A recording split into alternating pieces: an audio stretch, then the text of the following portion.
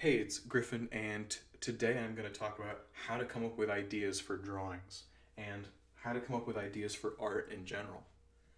Now, this is not something that I take too lightly because this is how I think about what I like and what I enjoy making, what I'm going to be motivated to make, and this is going to get me the best results and the stuff that I'm the most proud of by the end of it.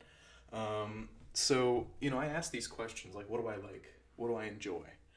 And I think about nature with bright colors, graffiti. I like doing cartoon characters. These came from a different place. There had to be some inspiration. On the left, well, I was on a hike and I took this picture on a bridge.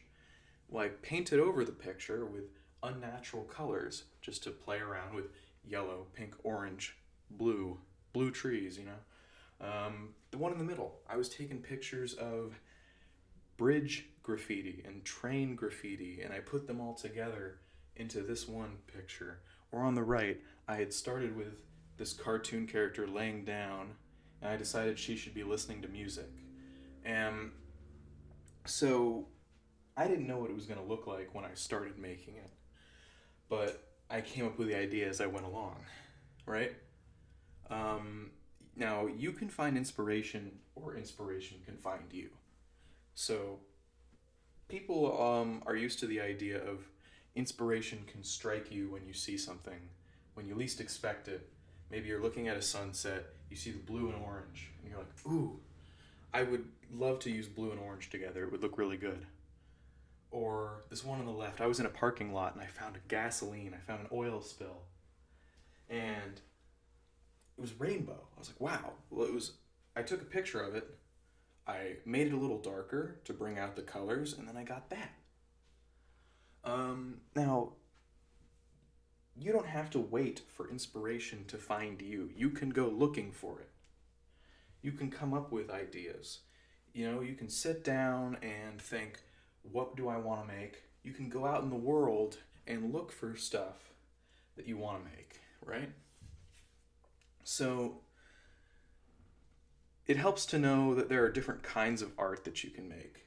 And, oh, I want to make this type or this type, right? There's three main types of art if you ask like old traditional artists. What you're seeing here is the three types of art. I'm talking about people, places, and things, basically, right? But they have fancy names of figure drawing, landscape, and still life. So here's a Vincent van Gogh painting. This is a portrait of Dr. Gachet, but it's a figure drawing, right? You can see a person in it. This one here, Starry Night. This is the other Starry Night painting that I like a little more, actually, than the famous one. And this one, it's a landscape. Or this here, it's a bunch of stuff on a coffee table. Um, this is a still life, right? And I'll just show some more kind of old paintings that you can get inspiration from and see what the kind of range is of what you can do. Like here, this is Caspar David Friedrich. The one on the left, figure drawing. The one on the right, landscape, right? But the one on the left has this figure put into a landscape, right? The background is really what brings it all together. If it's just a guy standing on a white background, wouldn't be nearly as interesting as if he was over the sea of fog, right? Um, this is a really cool Japanese painting with a giant skeleton. Um, this is a lot of people in it, but it's also got the skeleton's kind of a thing, right? It's unusual to see that in there. It's mixing together different possibilities. Here's Georges Seurat, and he's a pointillist painter, meaning he does everything with tiny little dots. This is La Grande Jatte, his famous painting, and it's a bunch of people in a park, right? So there's people, figure drawing, and there's landscape in the background. And here's a similar painting, Bathers at Asnières, um, which you can tell it really brings it together to put people into a setting. Now, these had to come from someplace. So here's his studies for this painting. Here's the study he did for the background. There's just like a single little cat or something in there. And here's a study for how the people are going to look. These come before the final painting. A lot of people are going to work in steps until they get to the final step, right? Now, here's Claude Monet doing the same bridge for like 5 years, different weather, different times of day, almost obsessively, just to see how the environment could change the same thing, right? And now take that to the extreme of, here's Waterloo Bridge by Andre Duran, who uses unrealistic bright colors, or Mountains at Collioure. Here he's doing these really wonderfully bright colors where the light that hits the mountains are orange and the shadows are blue. Because, shadows aren't always black. They're sometimes blue and purple, and you can really see that. Now, these had to come from somewhere. Early on, his paintings had more realistic colors, and then he pushed those boundaries more. Here's we love Dali in this class. Mr. Klaver loves Dali. Here's the persistence of memory. There's a sequel to this painting called The Disintegration of the Persistence of Memory, where it's being split apart into a bunch of little cubes. And this is like 20 years later. This is after the discovery of atomic science. So it's inspired by the idea that everything is made up of little bits, right? And this is cool surrealist stuff. Of course, this had to come from somewhere. This came from a sketch of a melting clock, right?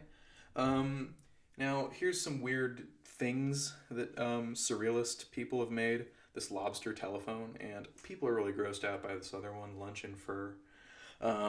Just try not to imagine drinking from that little cup with all the fuzzy hairs on it, right? Now, that's to say there's a lot possible in art, right? It can be realistic, it can be imaginary, it can be kind of weirdly between the two in a way that creeps you out. Surrealism is fun because it takes what you're familiar with and makes it unfamiliar, right? Here's Rene Magritte with the apple in front of this guy's head, or all these floating people. Lastly, I'm going to show Kandinsky, who, this isn't really people or places, or it's kind of things. It's kind of abstract. It's just a bunch of shapes and colors. I love how Kandinsky looks. Right? Now, that's a kind of a different beast than the figure drawing, landscape, and still life that people were used to for hundreds of years. Abstract is more new. But even that had to come from somewhere. Here's some, pre-sketches of Kandinsky pieces. These are studies, So you don't have to know what it's going to look like when you start. Here's me scribbling just in colors and lines. And I don't have an idea like, oh, the red's going to go up here, the blue's going to go down here. I'm just going for it, right? And, when I do a drawing like this, I'm not thinking there's going to be planets here and a big cat and a whale and a cityscape. I'm just going for it, right? A lot of times you can discover stuff in your drawing as you make it and surprise yourself, right? Now these ones are random marks of paint that I outlined in Sharpie to make it look more like it was on purpose, right? Here's a good example of, I tried to follow this Bob Ross tutorial. And 5 years ago, right, when I was in high school, I didn't know how to paint at all. It was super frustrating to me. And I would always put too much water in the paint so that the paper gets wet and you can see every brush stroke that I make and it pools up, right? It's just not good. But I let this dry and I came back to it with markers the next day. It looks like this. Now, I'm showing this for a reason. It's to say that there's no permanent state of failure in art. You just keep going until you get something that you like. And you don't have to stick with anything. You don't have to stick with something you don't like. You can just move on, or you can spend as much time as you want on any one thing, really. Here's some figure drawing stuff. This is my cartooning. There's a guy shooting lightning. This one, I used a picture of fireworks behind this girl to look like some explosions and such, right? This is some more kind of silly figure drawing stuff. There's like a Teletubby climbing out of a TV and scaring the kids with his laser eyes. Or this one of a silhouette that's floating in this wavy purple. And you can just, there's so much possibilities with it that looking at other artists helps out. Looking at the world around you helps out. Just start writing stuff down and, find the ones that really are going to be fun to make and that speak to you. Here's a picture I took of some fruit on my kitchen table.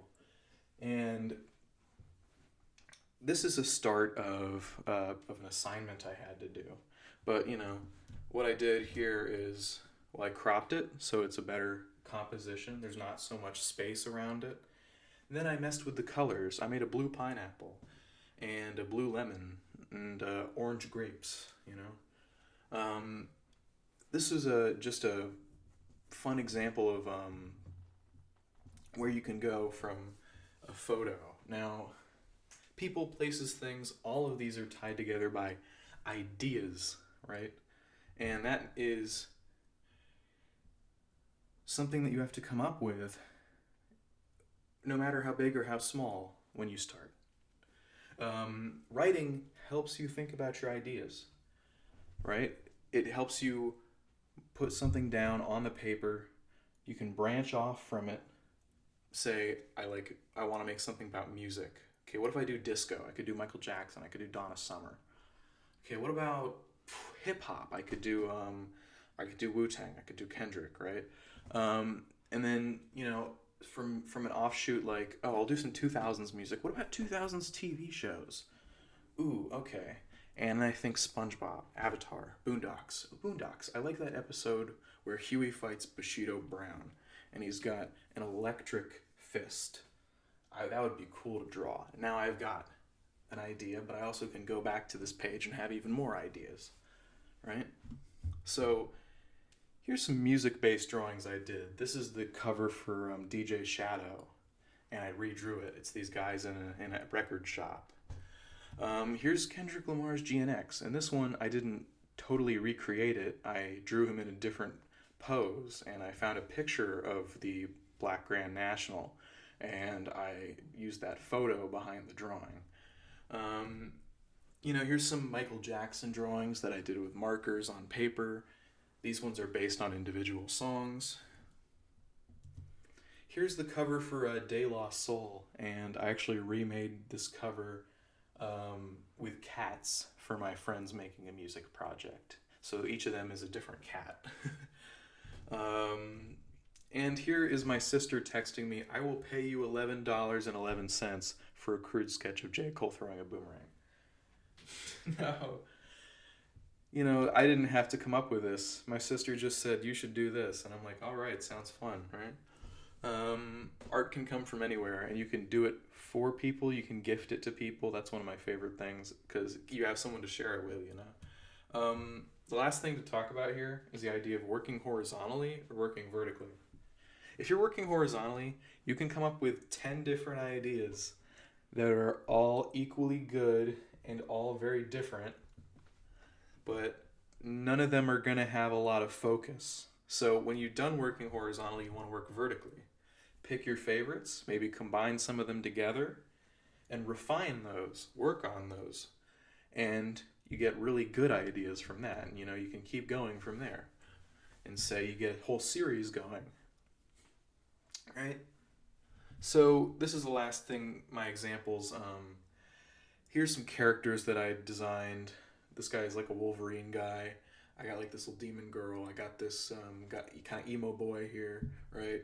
And I had the idea, I have this old picture from downtown Cincinnati, this alleyway, It's kind of green, and I like this picture. I'm like, why don't I put some characters into this picture?